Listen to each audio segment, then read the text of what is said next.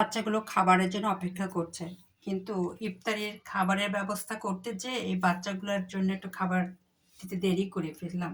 একটু কাটাকাটি তো বিকালে থাকেই। এই কাটাকাটি শেষ করতে যেয়ে দেখা যায় বাচ্চাগুলোর খাবার দেরি হয়ে যায়। ভাবি যে একটু কেটে কমপ্লিট করে ওদের খাবার দেবো, এই করতে করতে একটু লেট হয়ে যায়। এখন আমি ওদের খাবার রেডি করছি আমার ৩ বাচ্চার জন্য। আজকে একটু লেটে হয়ে গেছে, বেশি লেট। মানে কি বলবো, এই বাচ্চাগুলো অনেক শান্ত বিধায় চুপচাপে ছিল। আর বেশি বিরক্ত করছিল না বিধায় আমি ওদের মানে বুঝতে পারছিলাম যে ওদের একটু দেরি হলেও সমস্যা হবে না। তবে আমার নিজের বিবেক করে আমি বাচ্চাগুলোকে ডাকলাম খাবার দেওয়ার জন্য। কারণ নিজের কাছে অনেক কষ্ট লাগলো যে এই অবলা প্রাণীগুলোকে এত লেট করছে কেন। কারণ আমি ওদের টাইমটা খুব সুন্দর মেনটেন করি। এই তো ময়না দিচ্ছি, এই যে খুব সুন্দরভাবে মেনটেন করি। তার একটাই কারণ, আমার এই বাচ্চাগুলোকে আমি খুব ভালোবাসি। এই বাচ্চাগুলোর জন্য আমাকে অনেক কথা শুনতে হয়, বিশেষ করে আমার সাহেবের কাছ থেকে।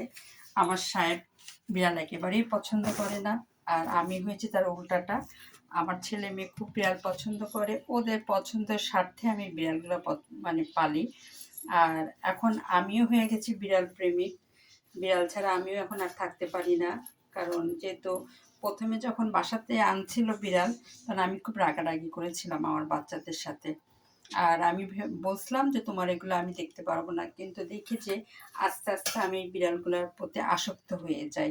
এই দেখুন কত মায়াবী চেহারা। এই দেখুন খাবারের জন্য মাকে কীভাবে মানে ব্যস্ত রাখতে চাচ্ছে। এই তো ময়না, এক্ষুনি দিব, দাঁড়াও। শুধু ঘরেই কথা শুনতে হয় না, বাইরেও আমাকে অনেকজন অনেক কথা বলে। অনেকে বলে খাবারের সামনে রেখে, বিড়াল সামনে রেখে ভিডিও করেন, খাবারের সমস্যা হয় না। অনেকে বলে যে এই বিড়ালের ঝামেলা না নিয়ে আপনি তো ইচ্ছা করলে গরিব মানুষের ঝামেলা নিতে পারেন।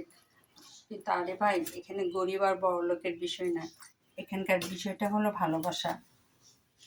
সেটা হলো এই প্রাণীগুলোর প্রতি অনেক ভালোবাসা, যার ফলে আমি এক এক করে ৩টা প্রাণী আমার ঘরে ঢুকিয়েছি।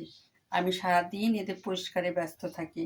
আমার ঘরে এতটুকু ময়লার আমি ছাদ রাখতে দিই না, যেহেতু আমার সাহেবের অপছন্দ। এই তো দিব, চলো।